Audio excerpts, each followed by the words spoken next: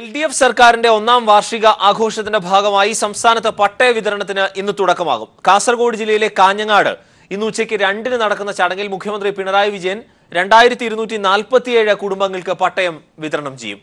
സണ്ണി ജോസഫ് വിശദവിവരങ്ങൾ നൽകും. സണ്ണി, മറ്റു വിവരങ്ങൾ കൂടി. അരുൺ, കാസർഗോഡ് ജില്ലയിലാണ് പട്ടയ വിതരണത്തിന് സംസ്ഥാന തുടക്കം. LDF സർക്കാർ അധികാരത്തിൽ വന്നതിനു ശേഷം ഇത്രയധികം പട്ടയങ്ങൾ ഒന്നിച്ച് വിതരണം ചെയ്യാനുള്ള സംവിധാനം ഒരുക്കുന്നത് ആദ്യമാണ്. LDF സർക്കാരിന്റെ ഒന്നാം വാർഷികാഘോഷത്തിന്റെ ഭാഗമായി ഏറ്റവും കൂടുതൽ ആനുകൂല്യം ലഭിക്കുന്ന ഒരു വിഭാഗമായി മാറുകയാണ് ഭൂമിക്ക് കൈവശ ഭൂമിക്ക് പട്ടയം ലഭിക്കാത്ത ജനവിഭാഗങ്ങൾ. പ്രത്യേകിച്ച് കാസർഗോഡ് ജില്ലയിൽ ഇന്ന് വിതരണം ചെയ്യുന്നത് 2247 കുടുംബങ്ങൾക്കുള്ള പട്ടയമാണ്. ഇവർ പതിറ്റാണ്ടുകളായി കൈവശം വെച്ചു വരുന്ന ഭൂമിക്കാണ് സർക്കാർ ഇപ്പോൾ പട്ടയം നൽകുന്നത്. ഇതിനു പുറമെ ഭൂരഹിതരായ ആദിവാസികൾ അവർക്ക് പുനരുദ്ധാന പദ്ധതിയുടെ ഭാഗമായി ഏതാണ്ട് 92 ഏക്കർ ഭൂമി കാസർഗോഡ് ജില്ലയിലെ പുനത്തടിയിൽ വിതരണം ചെയ്യുന്നുണ്ട്. ഇതിന്റെ കൈവശാവകാശ രേഖയും ചടങ്ങിൽ നൽകുന്നുണ്ട്. 90% ഇപ്പോൾ പട്ടയം ലഭിക്കുന്നവരിലും ദരിദ്ര വിഭാഗക്കാരും അതുപോലെ തന്നെ പട്ടികജാതി പട്ടികവർഗ വിഭാഗങ്ങളിൽപ്പെട്ട ജനവിഭാഗങ്ങളാണ്. അതുകൊണ്ട് തന്നെ സാധാരണക്കാർക്ക് ദുർബല ജനവിഭാഗങ്ങൾക്കാണ് ഇതിന്റെ ഏറ്റവും കൂടുതൽ പ്രയോജനം ലഭിക്കുക. ഇന്ന് ഉച്ചയ്ക്ക് 2 മണിക്ക് കാഞ്ഞങ്ങാട് മുനിസിപ്പൽ ടൗൺ ഹാളിന് സമീപത്ത് പ്രത്യേക സജ്ജമായ ചടങ്ങിൽ വെച്ച് നടക്കുന്ന ചടങ്ങിൽ മുഖ്യമന്ത്രി പിണറായി വിജയൻ ഇതിന്റെ ഉദ്ഘാടനം നിർവഹിക്കും. റവന്യൂ മന്ത്രി ഇ ചന്ദ്രശേഖരനാണ്, മണ്ഡല MLA കൂടിയാണ് അദ്ദേഹം. ഈ ചടങ്ങിൽ അധ്യക്ഷൻ. മുഖ്യാതിഥി MPയും ജില്ലയിലെ ജനപ്രതിനിധികൾ, വിവിധ രാഷ്ട്രീയ പാർട്ടി പ്രതിനിധികൾ എന്നിവരെല്ലാം ഇതിൽ പങ്കെടുക്കുന്നുണ്ട്. ഈ മാസം 21-ന് ഇടുക്കിയിലാണ് മറ്റൊരു പ്രധാനമായ ചടങ്ങുള്ളത്. അന്ന് 21-ന് നടക്കുന്ന ചടങ്ങിൽ ഇടുക്കിയിൽ മുഖ്യമന്ത്രി പട്ടയ വിതരണത്തിന്റെ ഉദ്ഘാടനം നിർവഹിക്കുന്നുണ്ട്. തുടർന്ന് മറ്റ് ജില്ലകളിലും സമാന നിലയിലുള്ള ചടങ്ങുകൾ സംഘടിപ്പിക്കുന്നുണ്ട്. അരുൺ. സണ്ണി ജോസഫ് വിവരങ്ങൾ നൽകിയത്. കണ്ണൂർ ജില്ലയിൽ ഇന്ന് BJP ഹർത്താൽ. RSS പ്രവർത്തകന്റെ കൊലപാതകത്തിൽ പ്രതിഷേധിച്ചാണ് ഹർത്താൽ. രാവിലെ 6 മുതൽ വൈകിട്ട് 6 വരെയാണ് ഹർത്താൽ. കക്കമ്പാറ ചൂരക്കാട് സ്വദേശി ബിജുവാണ് പയ്യന്നൂരിനടുത്ത് പാലക്കോട് പാലത്തിന് സമീപം ഇന്നലെ വെട്ടേറ്റ് മരിച്ചത്. ഇന്നോവ കാറിലെത്തിയ സംഘം ബൈക്കിൽ വരികയായിരുന്ന ബിജുവിനെ ഇടിച്ചു വീഴ്ത്തി വെട്ടിക്കൊല്ലുകയായിരുന്നു. സംഘർഷ സാധ്യത കണക്കിലെടുത്ത് പ്രദേശത്ത് പോലീസ് സുരക്ഷ ശക്തമാക്കിയിട്ടുണ്ട്. പയ്യന്നൂർ ധനരാജ് വധക്കേസിലെ 12ാം പ്രതിയായ ബിജു അടുത്തിടെയാണ് ജാമ്യത്തിൽ ഇറങ്ങിയത്. പ്രവാസികളുടെ സർവ്വതോന്മുഖമായ പുരോഗതിക്കായി നോർക്ക വകുപ്പിന്റെ ആഭിമുഖ്യത്തിൽ ലോക കേരള സഭ സംഘടിപ്പിക്കുന്നു. ലോക കേരള സഭ ജനുവരിയിൽ തിരുവനന്തപുരത്ത് നടത്താൻ മുഖ്യമന്ത്രി പിണറായി വിജയന്റെ അധ്യക്ഷതയിൽ ചേർന്ന നോർക്ക ഗവേണിംഗ് ബോർഡ് യോഗം തീരുമാനിച്ചു. പ്രവാസി വിഷയങ്ങൾ ചർച്ച ചെയ്യുക, വിദഗ്ധരുടെ അഭിപ്രായങ്ങൾ സ്വരൂപിക്കുക, പ്രവാസ ക്ഷേമ പദ്ധതികൾ ആവിഷ്കരിക്കുന്നതിൽ സർക്കാരിന് മാർഗനിർദ്ദേശങ്ങൾ നൽകുക എന്നീ ഉദ്ദേശങ്ങളോടെയാണ് ലോക കേരള സഭ സംഘടിപ്പിക്കുന്നത്. പ്രവാസികളുടെ സർവ്വതോന്മുഖമായ പുരോഗതിക്കായാണ് നോർക്ക വകുപ്പിന്റെ ആഭിമുഖ്യത്തിൽ ലോക കേരള സഭ സംഘടിപ്പിക്കുന്നത്. ഇതിന്റെ ഉദ്ഘാടനം ജനുവരിയിൽ തിരുവനന്തപുരത്ത് നടത്താൻ മുഖ്യമന്ത്രി പിണറായി വിജയന്റെ അധ്യക്ഷതയിൽ ചേർന്ന നോർക്ക ഗവേണിംഗ് ബോർഡ് യോഗം തീരുമാനിച്ചു. പ്രവാസി വിഷയങ്ങൾ ചർച്ച ചെയ്യുക, വിദഗ്ധരുടെ അഭിപ്രായങ്ങൾ സ്വരൂപിക്കുക, പ്രവാസക്ഷേമ പദ്ധതികൾ ആവിഷ്കരിക്കുന്നതിൽ സർക്കാരിന് മാർഗനിർദ്ദേശം നൽകുക എന്നീ ഉദ്ദേശങ്ങളോടെയാണ് ലോക കേരള സഭ സംഘടിപ്പിക്കുന്നത്. നിയമസഭാ സാമാജികർ, മറ്റ് സംസ്ഥാനങ്ങളിൽ നിന്നും ലോകത്തിന്റെ വിവിധ ഭാഗത്തു നിന്നും തെരഞ്ഞെടുക്കപ്പെട്ട പ്രതിനിധികൾ എന്നിവരാണ് സഭയിലെ അംഗങ്ങൾ. ചർച്ചകളും സെമിനാറുകളും ഇതിന്റെ ഭാഗമായി നടക്കും. വർഷത്തിലൊരിക്കലാണ് സഭ സമ്മേളിക്കുന്നത്. പ്രവാസി മലയാളികൾക്ക് കലാപരമായ കഴിവുകൾ പ്രദർശിപ്പിക്കാൻ ഗ്ലോബൽ കൾച്ചറൽ ഫെസ്റ്റിവലും ഇതിനോടനുബന്ധിച്ച് സംഘടിപ്പിക്കും. ഇതിനു പുറമെ പ്രവാസി മലയാളികളെക്കുറിച്ച് സമഗ്രമായ വിവരശേഖരം നടത്താനും തീരുമാനിച്ചിട്ടുണ്ട്. മാരക രോഗങ്ങൾക്കുള്ള ഇൻഷുറൻസ് പദ്ധതി ആവിഷ്കരിക്കാനും പദ്ധതിയുണ്ട്. കെ വരദരാജനെ എക്സിക്യൂട്ടീവ് വൈസ് ചെയർമാനായി നിയമിക്കാനും യോഗം തീരുമാനിച്ചു. Sunil Arumanoor, news bureau, Thiruvananthapuram.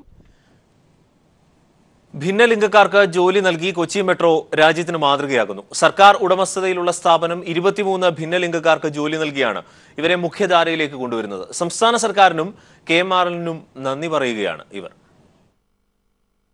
Kochi metro യാഥാർത്ഥ്യമാകുമ്പോൾ ഏറെ സന്തോഷിക്കുന്നത് എന്നും അവഗണിക്കപ്പെട്ട ഭിന്നലിംഗക്കാരും അവരുടെ ബന്ധുക്കളുമാണ്. 23 പേർക്ക് ജോലി ലഭിക്കുന്നു എന്നതാണ് ഈ മുഖങ്ങളിൽ പുഞ്ചിരി വിരിയാൻ കാരണം. ആലുവ മുതൽ പാലാരിവട്ടം വരെയുള്ള 11 സ്റ്റേഷനുകളിൽ ജോലിയെടുക്കാൻ തങ്ങളും ഉണ്ടാകുമെന്ന് തൃശൂർ സ്വദേശിയായ രാഗരഞ്ജിനി അഭിമാനത്തോടെ പറയുന്നു. സന്തോഷം പറഞ്ഞറിയിക്കാൻ പറ്റില്ല. ജോലിയല്ല, ഞങ്ങളെ ഈ സമൂഹത്തിലെ മുഖ്യധാരയിലെ കൊണ്ടുവരാൻ ഈ ഇടതുപക്ഷ സർക്കാരും കൊച്ചിൻ മെട്രോയുടെ MD ആയ ഏലിയാസ് ജോസ് സാറും പിന്നെ സിറ്റി പോലീസ് കമ്മീഷണറായ ദിനേശ് സാറും ഇവരെല്ലാം കൂടെ എല്ലാ ഒരു കൂട്ടായ്മയാണ് ഞങ്ങൾക്ക് ഈ ഒരു ജോലി കിട്ടാൻ സാധ്യമായത്. ഞങ്ങൾക്ക് സ്ഥിരമായൊരു ജോലി ആവശ്യമാണ്. കാരണം ഞങ്ങൾക്ക് സമൂഹത്തിന്റെ മുന്നിൽ മുഖ്യധാരയിൽ ഞങ്ങൾക്കും കഴിവുണ്ട്, ഞങ്ങളിലും കഴിവുള്ളവരാണ്, ഞങ്ങളും മനുഷ്യരാണ്, ഞങ്ങൾ പാർശ്വവൽക്കരിക്കപ്പെടേണ്ടവരല്ല. 5 പേർക്ക് ടിക്കറ്റ് കൗണ്ടറിലും 18 പേർക്ക് ഹൗസ് കീപ്പിംഗിലുമാണ് നിയമനം. ഇവരുടെ ആദ്യഘട്ടത്തിലെ 1 മാസത്തെ പരിശീലനം പൂർത്തിയാക്കി. സമൂഹവുമായി നേരിട്ട് ഇടപഴകാൻ അവസരമൊരുക്കുക വഴി ഭിന്നലിംഗക്കാരെക്കുറിച്ചുള്ള കാഴ്ചപ്പാടുകൾ മാറ്റിയെടുക്കാനുള്ള ശ്രമത്തിലാണ് സംസ്ഥാന സർക്കാരും KMRL-ഉം. ഭിന്നലിംഗക്കാരെ ഒരുമിച്ച് ജോലിക്കെടുക്കുന്ന ഇന്ത്യയിലെ ആദ്യത്തെ സർക്കാർ ഉടമസ്ഥതയിലുള്ള സ്ഥാപനമാവുകയാണ് കൊച്ചി മെട്രോ. ഇതിന്റെ ചുവടുപിടിച്ച് കേരളത്തിലെ മറ്റ് പൊതു സ്വകാര്യ സ്ഥാപനങ്ങളിൽ ഭിന്നലിംഗക്കാർക്ക് തൊഴിലവസരങ്ങൾ സൃഷ്ടിക്കുമെന്ന് പ്രതീക്ഷിക്കാം. KM രഞ്ജിത്തിനൊപ്പം കൊച്ചിയിൽ നിന്ന് സമീർ വഴങ്ങോട്. ചാലക്കുടി മണ്ഡലത്തിലെ റെയിൽവേ വികസന പദ്ധതികൾ അടിയന്തരമായി പൂർത്തിയാക്കണമെന്നാവശ്യപ്പെട്ട് ഇന്നസെന്റ് MP ഇന്ന് രാവിലെ 10 മുതൽ വൈകിട്ട് 5 വരെ ചാലക്കുടി റെയിൽവേ സ്റ്റേഷന് മുന്നിൽ സത്യാഗ്രഹ സമരം നടത്തും. താൻ തെരഞ്ഞെടുക്കപ്പെട്ടതിന് തൊട്ടുപിന്നാലെ 2014 തന്നെ റെയിൽവേ വികസനത്തിനായി ഒരു സമഗ്ര നിർദ്ദേശം തയ്യാറാക്കി ഇന്നസെന്റ് MP കേന്ദ്ര സർക്കാരിന് സമർപ്പിച്ചിരുന്നു. മന്ത്രിക്കും ബോർഡിനും ഇത് സംബന്ധിച്ച് നിരവധി തവണ നേരിട്ട് നിവേദനം നൽകുകയും ചെയ്തു. എന്നാൽ അവഗണനയായിരുന്നു ഫലം എന്ന് MP പറയുന്നു. ഈ സാഹചര്യത്തിലാണ് ചാലക്കുടി ലോക്സഭാ മണ്ഡലത്തിലെ റെയിൽവേ വികസന പദ്ധതികൾ അടിയന്തരമായി പൂർത്തിയാക്കണമെന്നാവശ്യപ്പെട്ട് ഇന്നസെന്റ് MP പ്രത്യക്ഷ സമരത്തിലേക്ക് കടക്കുന്നത്. മണ്ഡലത്തിലെ റെയിൽവേ സ്റ്റേഷനുകളുടെ ആധുനീകരണവും വികസനവും ഉടൻ സാധ്യമാക്കുക, ആലുവ സ്റ്റേഷൻ അന്താരാഷ്ട്ര നിലവാരത്തിലേക്ക് ഉയർത്തുക, സ്റ്റേഷൻ 2ാം കവാടം തുറക്കുക, പാർക്കിംഗ് സൗകര്യങ്ങൾ വികസിപ്പിക്കുക, അങ്കമാലി, കൊരട്ടിയങ്ങാടി, ചാലക്കുടി എന്നീ സ്റ്റേഷനുകളിലെ സൗകര്യങ്ങൾ മെച്ചപ്പെടുത്തുക തുടങ്ങിയ ആവശ്യങ്ങളും ഇന്നസെന്റ് മുന്നോട്ട് വയ്ക്കുന്നു. മണ്ഡലത്തിലെ പ്രധാന റെയിൽവേ മേൽപ്പാലങ്ങളും അടിപ്പാതകളും സമയബന്ധിതമായി നിർമ്മാണം പൂർത്തിയാക്കണം. Sabaripatha, Nedumbassery railway station, Karukutty solar plant എന്നിവ യാഥാർത്ഥ്യമാക്കണം എന്നീ ആവശ്യങ്ങളും ഇന്നസെന്റ് മുന്നോട്ട് വയ്ക്കുന്നു. മാത്രമല്ല, തീവണ്ടികൾക്ക് സ്റ്റോപ്പ് അനുവദിക്കുന്ന കാര്യത്തിലും മണ്ഡലത്തെ റെയിൽവേ അധികൃതർ അവഗണിക്കുകയാണെന്ന് MP ചൂണ്ടിക്കാട്ടി. News bureau, Kochi. കശ്മീർ അതിർത്തിയിൽ പാക് പ്രകോപനം തുടരുന്നു. നൌഷാര സെക്ടറിൽ പാക് സൈന്യത്തിന്റെ വെടിവയ്പ് ഇന്ത്യൻ സൈന്യം ശക്തമായി തിരിച്ചടിക്കുന്നു. സന്തോഷ് സർലിംഗ് ചേരുന്നു. സന്തോഷ്, എന്താണ് സംഭവിക്കുന്നത്?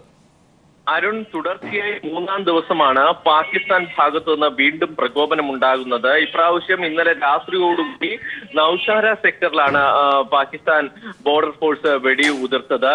കഴിഞ്ഞ കുറെ ദിവസങ്ങളായി ഇത്തരത്തിലുള്ള പ്രകോപനം ഉണ്ടാകുന്നു. കാരണം ഈ വർഷം തന്നെ ഈ പാക് വെടിനിർത്തൽ കരാർ ലംഘിച്ചുകൊണ്ട് ഇത് ഏകദേശം 30-40 തവണയാണ് ഇന്ത്യൻ ഭാഗത്തേക്ക് വെടിയുതിർക്കുന്നത്. എന്തായാലും ആൾനഷ്ടമൊന്നും ഉണ്ടായിട്ടില്ല. ഇന്ത്യയും ശക്തമായി തന്നെ തിരിച്ചടിക്കുകയാണ്.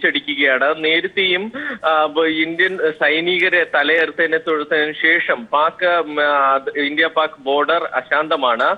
ഇന്ത്യയും ഏതെങ്കിലും തരത്തിലുള്ള പ്രകോപനം പാകിസ്ഥാനിൽ നിന്നുണ്ടായാൽ അതിനെ ശക്തമായി തിരിച്ചടിക്കാനുള്ള ഒരു സ്വാതന്ത്ര്യം ഇപ്പോൾ ഇന്ത്യൻ സേനയ്ക്ക് നൽകിയതായി നേരത്തെ തന്നെ കേന്ദ്ര സർക്കാർ വ്യക്തമാക്കിയിട്ടുണ്ട്. അതുകൊണ്ട് തന്നെ വിട്ടുവീഴ്ചയ്ക്ക് തയ്യാറല്ല എന്നാണ് സൈന്യവും വ്യക്തമായിരിക്കുന്നത്. ശക്തമായ തിരിച്ചടി ഇപ്പോഴും തുടരുകയാണ്. സന്തോഷ് സർലിംഗ് ആണ് വിവരങ്ങൾ നൽകിയത് ദില്ലിയിൽ നിന്ന്. ജലക്ഷാമം മുതലെടുത്ത് മലിനജലം പോലും കുടിവെള്ളം എന്ന പേരിൽ വിറ്റ് പലരും ലക്ഷങ്ങൾ കൊയ്യുമ്പോൾ സ്വന്തം ചെലവിൽ കിലോമീറ്ററുകൾ അകലെ നിന്നും ശുദ്ധജലം കൊണ്ടുവന്ന് നാട്ടുകാർക്ക് സൗജന്യമായി നൽകുകയാണ് കള്ളിമാലി ചിറ്റടിച്ചാലിൽ ഷൈജു എന്ന ചെറുപ്പക്കാരൻ.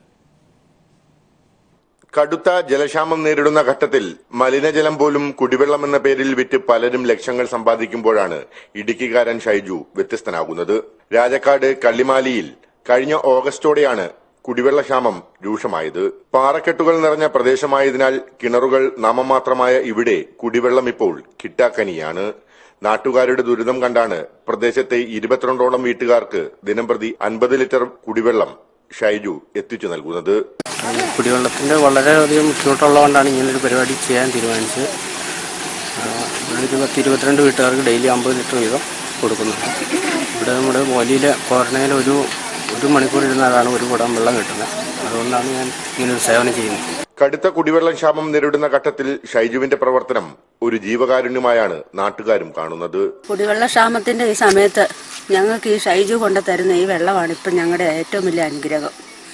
ഞങ്ങളത് വന്ന് കൊണ്ടുപോയാണ് ഞങ്ങളുടെ ഓരോരുത്തരുടെ ഓരോ കാര്യങ്ങൾ നടത്തിക്കൊണ്ട് ഇപ്പോൾ പോകുന്നത്. 4 കിലോമീറ്റർ അകലെ നിന്നാണ് ഷൈജു വെള്ളമെത്തിക്കുന്നത്. രാവിലെ 6 മണിയോടെ വാഹനത്തിൽ നാട്ടുകാർക്ക് വെള്ളമെത്തിച്ച ശേഷമാണ് ഉപജീവനത്തിനായി ഈ ചെറുപ്പക്കാരൻ തന്റെ വാഹനവുമായി നിരത്തിലിറങ്ങുക. News bureau, Idukki. ഇടതുപക്ഷ പിന്തുണയോടെ കൊല്ലത്ത് SN ട്രസ്റ്റ് തെരഞ്ഞെടുപ്പിൽ ശക്തമായ മത്സരത്തിനൊരുങ്ങി വിമതപക്ഷം. തദ്ദേശ തെരഞ്ഞെടുപ്പിനേത് സമാനമായ പ്രചാരണമാണ് ട്രസ്റ്റ് തെരഞ്ഞെടുപ്പിൽ വെള്ളാപ്പള്ളി വിരുദ്ധ ചേരിയുടേത്. അടുത്ത മാസം 14-നാണ് തെരഞ്ഞെടുപ്പ്. കൊല്ലം മേഖലയിലെ 97 ഡയറക്ടർ ബോർഡ് അംഗങ്ങളുടെ ഒഴിവിലേക്കാണ് SM ട്രസ്റ്റ് തെരഞ്ഞെടുപ്പ് നടക്കുന്നത്. കോൺഗ്രസ് നേതാവും ആർ ശങ്കറിന്റെ മകനുമായ മോഹൻ ശങ്കർ അടക്കമുള്ള വെള്ളാപ്പള്ളി പക്ഷത്തിനെതിരെയാണ് വിമതർ CPM, CPI നേതാക്കളെയും പ്രവർത്തകരെയും രംഗത്തിറക്കി തെരഞ്ഞെടുപ്പിനെ നേരിടുന്നത്. പൊതുപ്രവർത്തകർ മത്സരത്തിനിറങ്ങിയതോടെ പൊതുതെരഞ്ഞെടുപ്പിന്റെ നിറം വന്നു. 100% വിജയപ്രതീക്ഷയാണ് ഞങ്ങൾക്ക്. ഞങ്ങൾ 97 സ്ഥാനാർത്ഥികൾ വമ്പിച്ച ഭൂരിപക്ഷത്തോടെ ജയിക്കുമെന്നാണ് വോട്ടർമാരുടെ പ്രതികരണത്തിൽ നിന്ന് ഞങ്ങൾ മനസ്സിലാക്കുന്നത്. അവർ സമവായം ഉണ്ടാക്കിയത് അവർക്ക് പരാജയ ഭീതിയുള്ള സ്ഥലത്തെല്ലാം ഉണ്ടാക്കി. ഞങ്ങൾക്ക് പരാജയ ഭീതിയില്ല.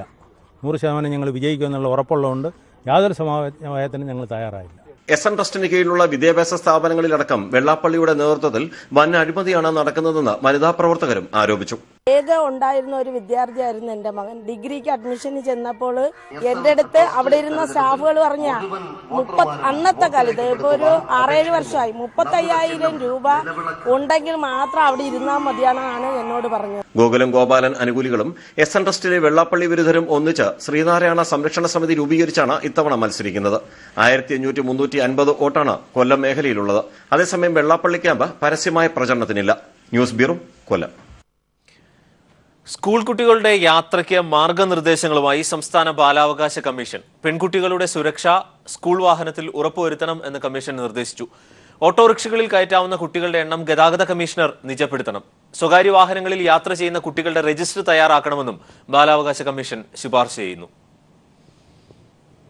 പുതിയ അധ്യയന വർഷം അടുത്ത മാസം ആരംഭിക്കുന്ന സാഹചര്യത്തിലാണ് സ്കൂൾ കുട്ടികളുടെ യാത്ര സംബന്ധിച്ച് സംസ്ഥാന ബാലാവകാശ കമ്മീഷൻ മാർഗനിർദ്ദേശങ്ങൾ പുറപ്പെടുവിച്ചത്.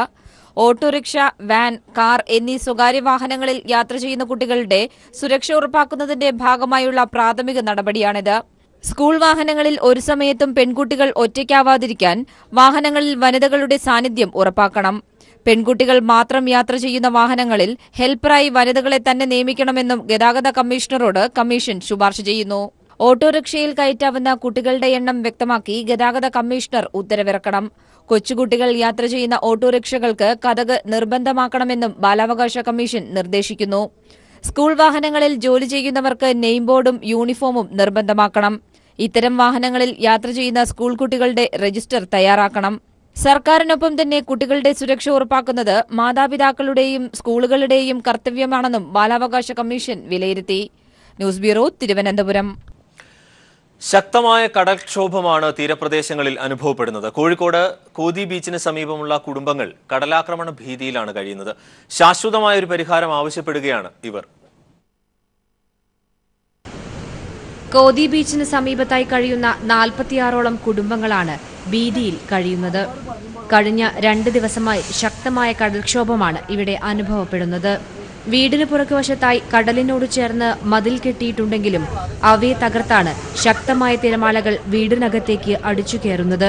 തങ്ങൾക്ക് ഉറങ്ങാൻ പോലും സാധിക്കുന്നില്ലെന്ന് പേടിയോടെ ഇവർ പറയുന്നു. അങ്ങനെ തന്നെ കടലിൽ കയറിന് വാങ്ങി കയറി അകത്തേക്ക് വെള്ളം അടിക്കണ്, നെൽമോളിൽ കൂടി അടിക്കണ്, ഓട്ടിൻ്റെ ഉള്ളിൽ കൂടെ ഒക്കെ. അങ്ങനെ ഉറങ്ങാനാണ് അപ്പം അതും കഴിയണില്ല. പേടി വെച്ച ഇപ്പോഴും നേരം ചോറും കൂട്ടാനൊക്കെ ആക്കിയത് വരെ. എന്താ വയ്യിലൊക്കെ അതാ കാട്ടും ചണ്ടിയും വെള്ളവും അടിച്ച് കയറ്റല്ലേ. ശാശ്വതമായ ഒരു പരിഹാരം വേണമെന്നാണ് ഇവരുടെ ആവശ്യം. തങ്ങളെ മാറ്റിപ്പാർപ്പിക്കാനുള്ള സൗകര്യം അധികൃതർ ഉണ്ടാക്കണമെന്നും ഇവർ ആവശ്യപ്പെടുന്നു. ശാശ്വത പരിഹാരം എന്നുള്ളവർക്ക് ഇവരെ മാറ്റി താമസിപ്പിക്കുകയാണ് ചെയ്യേണ്ടത്. അപ്പൊ മാറ്റി താമസിപ്പിച്ചു കഴിഞ്ഞാൽ എന്നേക്കുമായിട്ടുള്ള പ്രശ്നങ്ങൾ അവസാനിക്കും. മഴക്കാലം ശക്തിയാകുന്നതോടെ പാഞ്ഞെടുക്കുന്ന തിരമാലകളെക്കുറിച്ചുള്ള ഭയത്താലാണ് ഇവർ അന്തിയുറങ്ങുന്നത്. News bureau, Kozhikode. സമരത്തിന് വന്ന KSU നേതാക്കൾ പോലീസ് വണ്ടിയുടെ ഹോണടി കേട്ടപ്പോൾ ഓടി. തിരുവനന്തപുരം പ്രസ് ക്ലബിന് മുന്നിലാണ് KSUക്കാർ വീര്യം പ്രകടിപ്പിച്ചത്. മെഡിക്കൽ PG കോഴ്സിലെ ഫീസ് വർധനയിൽ ആരോഗ്യമന്ത്രി KK ശൈലജ ടീച്ചറെ കരിങ്കൊടി കാണിക്കാൻ എത്തിയതാണ് ചുണക്കുട്ടന്മാർ. മെഡിക്കൽ PG കോഴ്സിലെ ഫീസ് വർധനയിൽ പ്രതിഷേധിച്ച് ആരോഗ്യമന്ത്രി KK ശൈലജയെ കരിങ്കൊടി കാണിക്കാൻ എത്തിയതാണ് KSU പ്രവർത്തകർ. സ്ഥലമാകട്ടെ തിരുവനന്തപുരം പ്രസ് ക്ലബ്ബും. സമരത്തിനെത്തിയവർ പോലീസ് വണ്ടിയുടെ ഹോണൊച്ച കേട്ടപ്പോൾ തന്നെ ഓടുകയായിരുന്നു.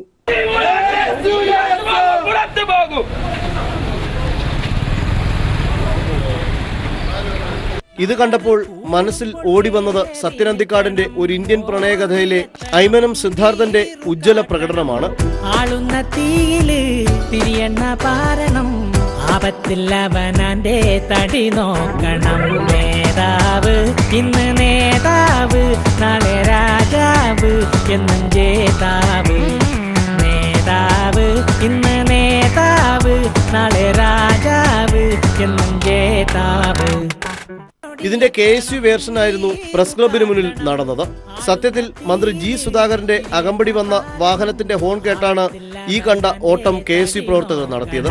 നേതാവ് ഇന്ന് നേതാവ് നാളെ രാജാവ് എന്നും ജേതാവ്. അങ്ങനെ KSUക്കാർ ഒരിക്കൽ കൂടി തങ്ങളുടെ സ്പോർട്സിലെ മികവ് പ്രകടമാക്കി. Sunil Arumanoor, news bureau, Thiruvananthapuram. കല്യാൺ സിൽക്സിന്റെ ഹൈപ്പർ മാർക്കറ്റ് കൊച്ചിയിൽ പ്രവർത്തനം തുടങ്ങി. മേയർ സൗമിനി ജെയിൻ ഉദ്ഘാടനം നിർവഹിച്ചു. KVP Krishnakumar, Kalyan silk CMD Pattabhiraman, Mahesh Pattabhiraman തുടങ്ങിയവർ പങ്കെടുത്തു. കൊച്ചി മഹാരാജാസ് കോളേജ് ഗ്രൗണ്ടിന് സമീപമുള്ള കല്യാൺ സിൽക്സ് കെട്ടിടത്തിന്റെ 6, 7 നിലകളിലാണ് ഹൈപ്പർ മാർക്കറ്റ് പ്രവർത്തനം തുടങ്ങിയിരിക്കുന്നത്. മറ്റിടങ്ങളിൽ കൂടുതൽ ഹൈപ്പർ മാർക്കറ്റുകൾ തുടങ്ങും എന്ന് കല്യാൺ സിൽക്സ് ചെയർമാൻ അറിയിച്ചു.